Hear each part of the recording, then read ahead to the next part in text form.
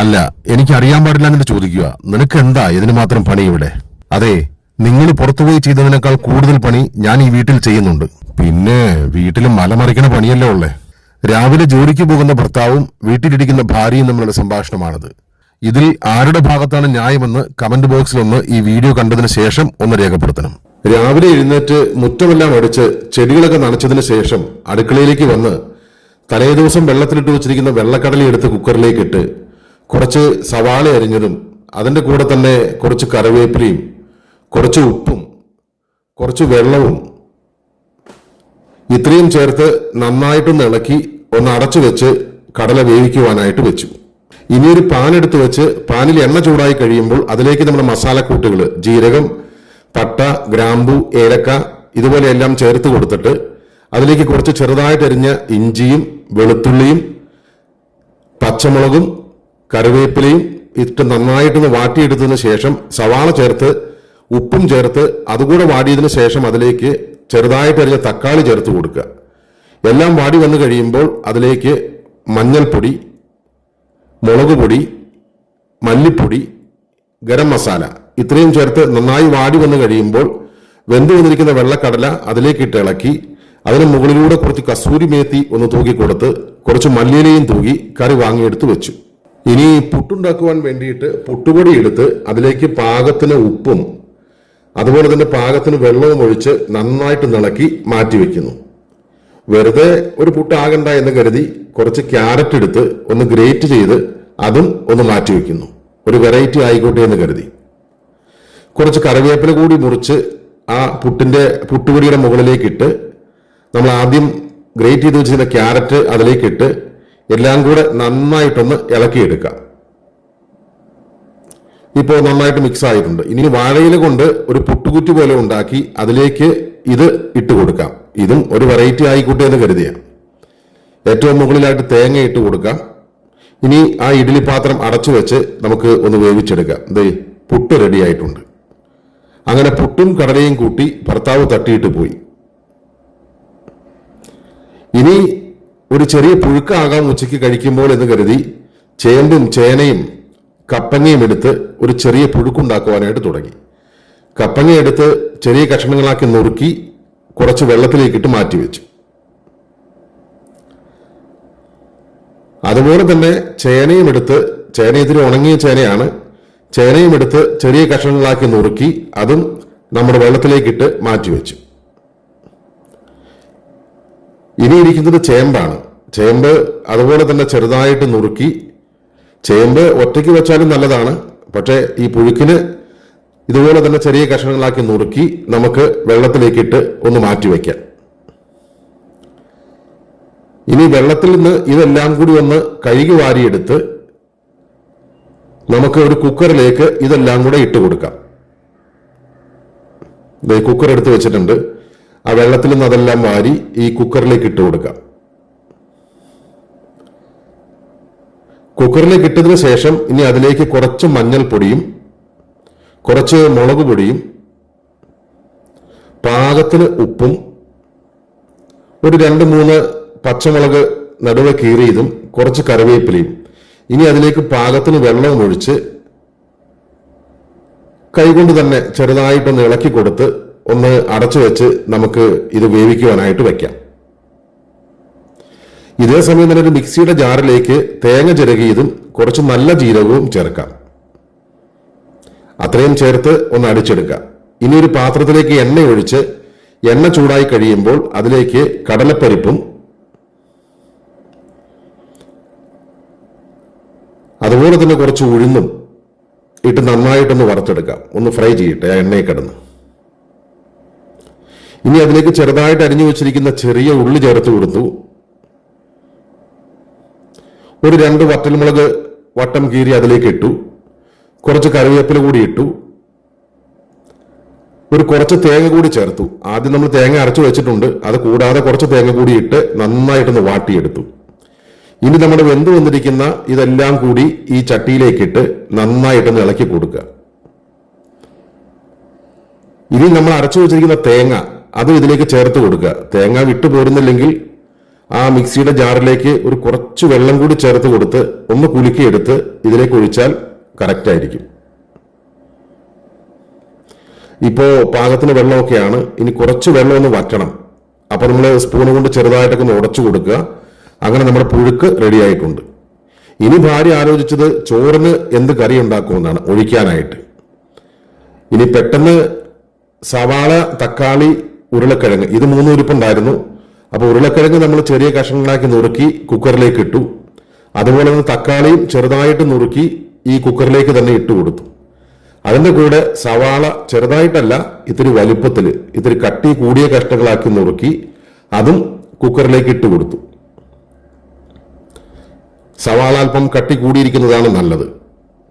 ഇനി നമ്മുടെ പച്ചമുളകും ഇതുപോലെ തന്നെ കീറി അതിലേക്ക് ഇട്ട് കൊടുത്തു. പച്ചമുളക് കീറുമ്പോൾ ഒരു കാര്യം ശ്രദ്ധിക്കണം, വെറുതെ കൈ മുറിക്കരുത്. ഇനി അതിലേക്ക് പാകത്തിന് ഉപ്പും കുറച്ച് മഞ്ഞൾപ്പൊടിയും അതുപോലെ തന്നെ കുറച്ച് മുളക് പൊടിയും പാകത്തിന് വെള്ളവും ഒഴിച്ച് കൈകൊണ്ട് നന്നായിട്ടൊന്ന് ഇളക്കിയതിന് ശേഷം അതൊന്ന് അടച്ചു വെച്ച് വേവിക്കുവാനായിട്ട് വെക്കാം. ഇനിയൊരു മിക്സിയുടെ ജാറെടുത്ത് ജാറിലേക്ക് ഒരു 2-3 പിടി തേങ്ങ ചിരകിയത് ഇട്ട് കൊടുക്കാം. അതിന്റെ മുകളിലേക്ക് കുറച്ച് നല്ല ജീരകവും ചേർത്ത് കൊടുക്കാം. ഇത്രയും ചേർത്ത് അടച്ചു വെച്ച് നന്നായിട്ടൊന്ന് അരച്ചെടുത്ത് മാറ്റിവെക്കാം. ഇപ്പൊ നമ്മുടെ തക്കാളിയെല്ലാം നന്നായിട്ട് വെന്ത് കഴിഞ്ഞിട്ടുണ്ട്, ഉരുളക്കിഴങ്ങും എല്ലാം വെന്ത് കഴിഞ്ഞിട്ടുണ്ട്. ഇപ്പൊ കറി കാണുമ്പോൾ തന്നെ നല്ല രസമുണ്ട്. ഇനി അതിലേക്ക് നമ്മുടെ ഈ തേങ്ങ ചേർത്ത് കൊടുക്കാം.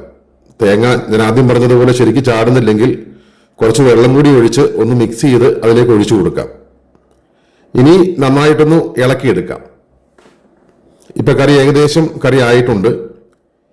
ഇനി ഒരു പാൻ എടുത്ത് വെച്ച് അതിലേക്ക് കുറച്ച് എണ്ണ ഒഴിച്ച്, എണ്ണ കുറച്ച് കൂടി പോയിട്ടോ, അതിലേക്ക് കടുകിട്ട് പൊട്ടിച്ച് ഒരു 4-5 വറ്റൽമുളക്, കണ്ടോ നല്ല ഉണ്ട വറ്റൽമുളക, അതുകൂടി ചേർത്ത് കുറച്ച് കറിവേപ്പില കൂടി എടുത്ത് നന്നായിട്ടൊന്ന് ഇളക്കി. പെട്ടെന്ന് നോക്കിയപ്പോ സ്പൂണ് കണ്ടില്ല കേട്ടോ, അതുകൊണ്ട് ഇളക്കാനായിട്ട് എടുത്തു വെച്ച് ചുമ്മാ ഒന്ന് കറക്കിയതാ, അല്ലാതെ എടുത്തുകൊണ്ട് പോകുന്നൊന്നും അല്ല കേട്ടോ.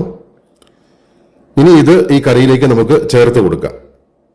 ഇനി നന്നായിട്ടൊന്ന് ഇളക്കിയെടുത്ത് കഴിഞ്ഞാൽ നമ്മുടെ ഒഴിച്ച് കറിയും റെഡി ആയിട്ടുണ്ട്.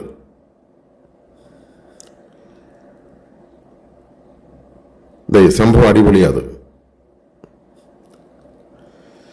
ഇനി കുറച്ച് ചീര കിട്ടി. ചീര ഇതുപോലെ തന്നെ ചെറുതായിട്ട് ഒന്ന് അരിഞ്ഞെടുക്കാം. ഈ ചീര കിട്ടിയാൽ ചീര അരിഞ്ഞെടുക്കുന്നതാണ് ഏറ്റവും പ്രയാസം, ബാക്കിയെല്ലാം സിമ്പിളാണ്. ചീര അരിഞ്ഞതിന് ശേഷം ഒരു പാത്രത്തിൽ എണ്ണ ഒഴിച്ച് എണ്ണ ചൂടായി കഴിയുമ്പോൾ അതിലേക്ക് കുറച്ച് ചെറിയ ഉള്ളി അരിഞ്ഞതും കുറച്ച് വറ്റൽമുളകും അതുപോലെ തന്നെ കുറച്ച് കറിവേപ്പിലയും ഒരു ലേശം മഞ്ഞൾപ്പൊടിയും ചേർത്ത് നന്നായിട്ടൊന്ന് ഇളക്കാം. അതിനുശേഷം നമ്മുടെ അരിഞ്ഞു വെച്ചിരിക്കുന്ന ചീര അതിലേക്ക് ഇട്ട് കൊടുക്കാം.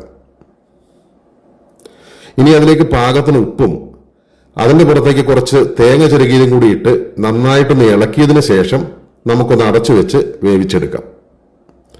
ചീര പെട്ടെന്ന് വെന്ത് കഴിയും. അതുപോലെ ഈ സാധനം ഒരുപാട് കുറവുള്ളതായിട്ട് തോന്നും. ഇപ്പൊ നമ്മുടെ ചീരത്തോരനും റെഡി ആയിട്ടുണ്ട്.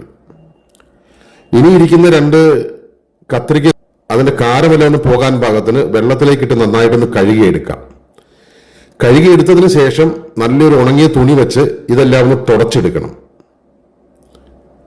തുടച്ചെടുത്തതിന് ശേഷം ഒരു പാനിലേക്ക് എണ്ണ ഒഴിച്ച് എണ്ണ ചൂടായി കഴിയുമ്പോൾ ഇത് ഓരോന്നായി അതിലേക്ക് ഫ്രൈ ചെയ്യുവാനായിട്ട് വെച്ചു കൊടുക്കാം. എല്ലാം കറക്റ്റായിട്ട് വെച്ചു കൊടുക്കുന്നു. ഒരെണ്ണം കൂടി വീഴും തോന്നുന്നു, അതേ ഒരെണ്ണം വീഴും. ഇപ്പൊ കറക്റ്റാ. ഇനി ഒരു വശം വെന്ത് ഒരു ഗോൾഡൻ ബ്രൗൺ ആയി കഴിയുമ്പോൾ ഒന്ന് മറച്ചിട്ട് കൊടുക്കാം. ഇനി അടുത്ത വശവും വെന്ത് കഴിയുമ്പോൾ നമുക്ക് ഇത് വാങ്ങിയെടുക്കാം. നമ്മൾ വെറുതെ സ്പൂണ് കൊണ്ട് വാങ്ങിയെടുത്താൽ മതി. ഇതിപ്പോ ഇവിടെ ഒരു പപ്പടം കുത്തി ഇരിപ്പുണ്ടായിരുന്നു, അതുകൊണ്ടൊന്ന് കുത്തി നോക്കിയതാ എങ്ങനെ ഉണ്ടെന്നറിയാൻ. ആർക്കാ ഒരു ചേഞ്ച് ഇഷ്ടമല്ലാത്തത്? അങ്ങനെ പപ്പടം കുത്തി കൊണ്ടൊന്ന് കുത്തി നോക്കിയപ്പോ അത് കറക്റ്റായിട്ട് കിട്ടുന്നുണ്ട്. എന്നാ വീഡിയോ എടുക്കുന്നതല്ലേ, എന്നാ അങ്ങനെ ആവാന്ന് കരുതി കൊച്ചുകുട്ടികൾ കളിപ്പാട്ടം പോലെ ഇങ്ങനെ കുത്തിക്കോരി എടുത്തു.